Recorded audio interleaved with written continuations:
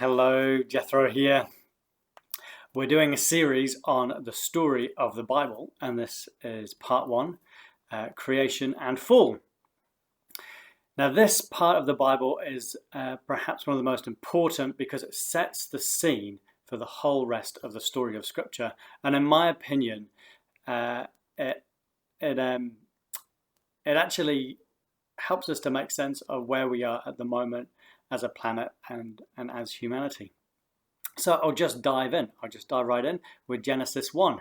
We're only going to cover Genesis 1 to 3 in this little talk. And so you could pause it right now if you wanted to and read Genesis 1 to 3 and then play a game. But let's jump into it. So we're told at the very beginning of the Bible, that God created everything. He created light and dark, earth and sea, all the plants, all the animals, the fish, the birds. He created everything. And after he's finished creating it, he says it is good. In fact, it's really good. He loves it. He loves his creation and he makes it good. And then we find he makes humans. He makes you and I. And when he's finished making us, when he's finished making humanity, he looks at humanity and he says, very, very, very good. God is really excited and overjoyed by his creation and by humanity. And he makes humanity in a very particular way. We're told that he makes us in his image. And if you kind of read, I think to be made in God's image, if you read in Genesis, is to be made to care and to love and to steward creation. So God makes us to look after his creation, and as his images we have a special role within the whole of creation. And so you go on in the story and you see the way that God has set up this creation. So he's created this garden, this beautiful garden, where he places two humans, Adam and Eve, and they're there to look after the garden. And then they're also there to be in relationship with one another, to love one another as they care for the garden, as they care for creation. And then we're also told that God is with them, hanging out with them, advising them, guiding them, showing them what to do. And they're in this beautiful relationship with God. So we end up with this kind of hippie love triangle where you got Adam and Eve hanging out in the garden, naked with one another, looking after the garden, loving creation, loving one another, and then they're there with God, loving God and being loved and guided by God.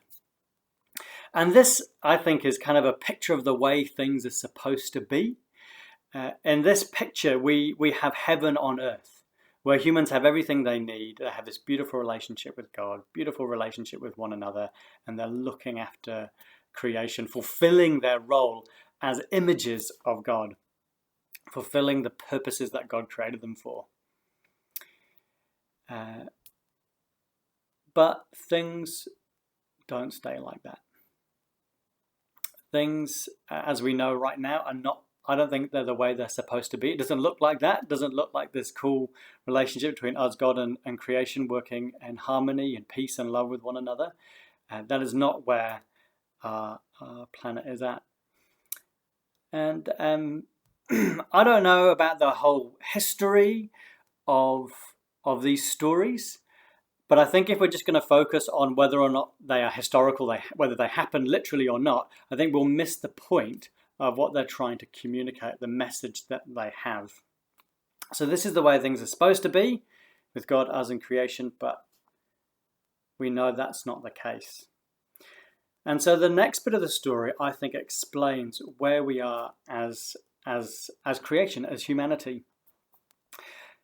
And so we cut back to the garden, and we have Adam and Eve hanging out in the garden, and for some reason there's this snake in the garden. I'm not too sure why the snake's there, but the snake's there. And the snake tells the first lie. Now, when God puts Adam and Eve in the garden, he says they can do whatever they want. They have responsibility to name the animals. They're looking after the garden. They can eat the fruits of the garden. But he says there's this one tree where you can't eat the fruit. He doesn't say you can't look at it. He doesn't say you can't touch it. But he says you can't eat it. If you do eat it, you will die. But this snake shows up and says to Adam and Eve, hey, are you sure God's really good? Are you sure God really loves you? Are you sure God's really trustworthy? Because I know for a fact that this fruit is really, really good. And he doesn't want you to have any. He's holding out on you. I don't know if God's good or if he's trustworthy. Why don't you, try it for yourself? See if God really is trustworthy. Go on, give it a go. And so they do. That lie that maybe God isn't good, maybe God isn't trustworthy, maybe they need to figure it out all on their own. They believe it. And so they eat the fruit. And then the second lie enters into the world. You see, we're told in that story that the first thing they felt after they ate the fruit was they felt shame. They felt shame. Now, shame is the belief, it's the lie that we are not good enough. That maybe we're not clever enough, maybe we're not qualified enough, maybe we're not beautiful enough, maybe we're not skilled enough, that we're not enough. And so from this belief that maybe God's not good, maybe they're not good, they start feeling this shame. And what happens next in the story is tragic. They feel shame and then they clothe themselves. They make clothes before they're just hanging out, crazy cool. Crazy cool. And this weird naked hippie commune thing with each other and God. But in this shame, they cover themselves up. They hide. They no longer can feel vulnerable in front of each other. So they hide themselves with clothes, and then they hide themselves, I don't know if they go hide in the bushes or whatever, but they hide themselves from one another, and they try to hide from God. And they try to hide from God.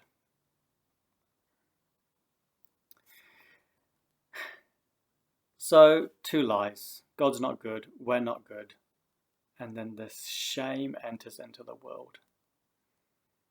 And it's really interesting because, this little story here can kind of seem maybe a little bit harmless. Eating a piece of fruit and now they're feeling a bit of shame and they're hiding from each other. That doesn't seem to be such a big deal. But then for the next, I think it's next few chapters, from about Genesis 3 all the way through to Genesis 12, you get a picture of story after story. You get a picture of kind of God's purposes for the world unraveling. So God's intention for the world was for heaven to be on earth. But because people are running away from God and hiding from God now, things start to unravel very quickly because people are feeling the shame and living out of the shame. Things unravel very quickly. So we go from this story of Adam and Eve through to the next story, which is the story of Cain and Abel, which is Adam and Eve's children. Two brothers, and one murders the other. And then you go a little bit further on in the story and you find that the whole world and the whole of humanity is defined by violence. And nobody seems to know God anymore except for this dude Noah. And you go forward a little bit further in the story and you suddenly find there's this city called Babel, where the whole of humanity is living in this one city, and as a city they're purposefully rebelling against God and trying to build a tower, a stairway to heaven without the help or the guidance of God.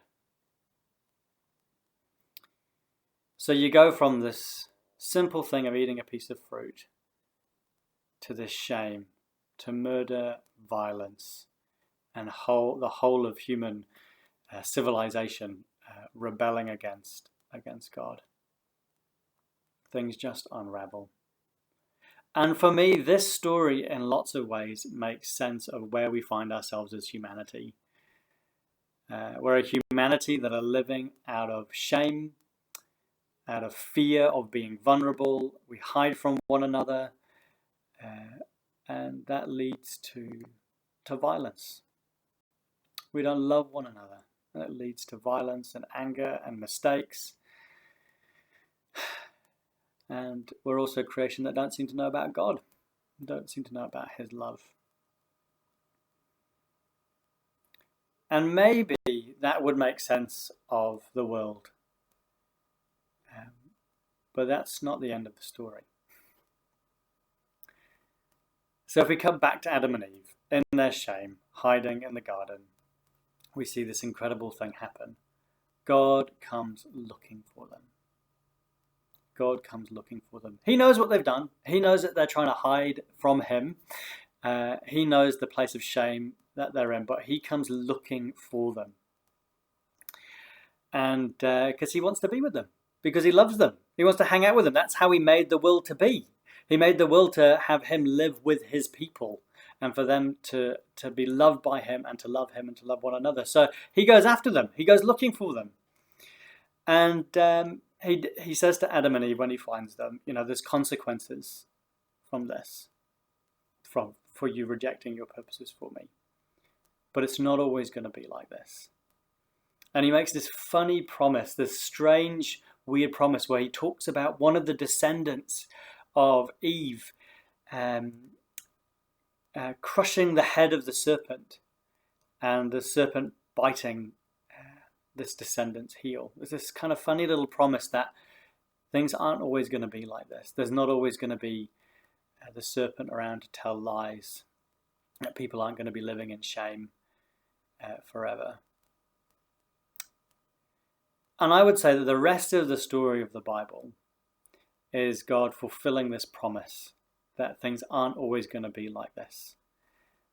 The rest of the Bible is the story of how God comes looking for humanity, comes looking for us to come and be with us and to show us how much he loves us.